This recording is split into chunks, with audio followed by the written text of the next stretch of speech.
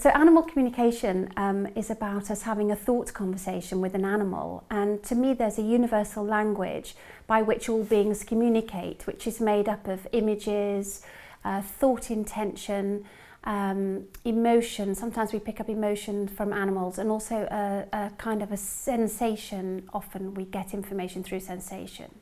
When all those bits are put together, the results can be amazingly accurate.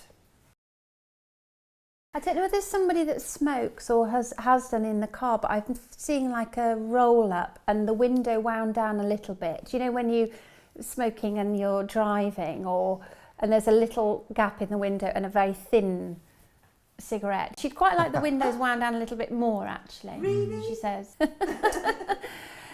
But that she's saying, you know, sometimes there's a kind of unspoken argument between you and your partner, like, you know, a kind of disagreement. But Millie's just saying, well, if you just said what you thought or wanted, and she just said what she wanted, then why do you get all fluffed up about it? Why don't you just say it, both of you? Yeah. Is it now? It's just like, this is what I want, this is what I want. Yeah, yeah. So she kind of feels she's right actually about that. Yeah, you know. It's not the norm to know these things. So I was really, really impressed with what Susie said. Even in an argument, my partner's the same as well. We just sort of like, if we've got to say it, we will, if it's necessary, rather than...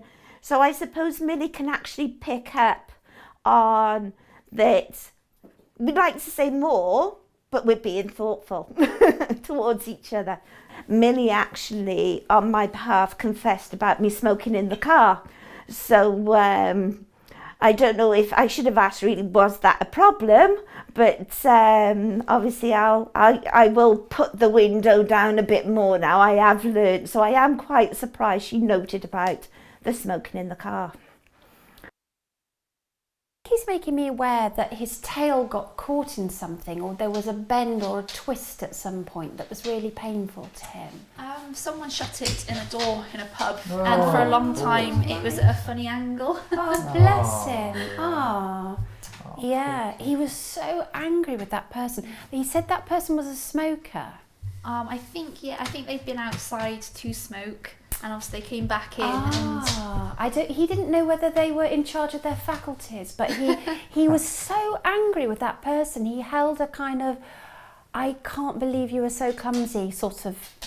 Normally they don't hold, I don't feel they hold things, but I feel like he did hold that. I think he's really chuffed with what's happening. I think he feels that he's getting his voice heard, and that's why we're getting this reaction. That we were sat in a pub and someone had gone out for a cigarette and then shut his tail in the door, and then for a long time after that his tail was like a funny angle. But again, because it was so long ago, I don't even think about it anymore, and it wouldn't be something that I would have thought he would have thought about, but obviously he does. When you're hoovering, she said she would quite like you to go right round the edge, because it feels like there's a lot of things in your house, obviously, and she'd quite like you to go right round the edge, because it feels like there's a bit of dust accumulating, which she has a dim view of. I'm really sorry about that. But she is called the Duchess. Yes. Yeah, and it is. Our house was built in 1795. Wow. And it's very low ceilinged, and it's very, very small rooms. And I've got quite dark carpet. I feel like I've got a very dark carpet, like I don't know what the colour is. It's dark brown carpet with 3 beds for her, so that takes up quite a while, a bit. She says she's not your pet. She's your absolute friend and soulmate. She's your girl. She's your. But she definitely she wants your protection. She's not she's not a bossy, she's not to the point where she's in charge of you, if you like. Her relationship with you is that of sort of daughter friend. That's the sort of, it's very different for different dogs, and for different animals they do different things. But she's showing me like friend but soulmate. I'm not your pet. She showed me that she chased somebody. Now I saw white fur and I thought it was a cat. And she's saying, and she talks very quickly, and she's saying, I even actually managed to, I felt that I got the cat's leg. I managed to touch, I nearly got it. You know, it was like that, I nearly got the cat.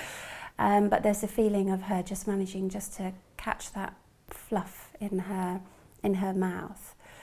It's incredible to get to know the animals you're with, to listen to them. The cat asks to be chased and loves it, and the cat will go through the cat flap waiting for Aria to come along so that Aria will bark at her.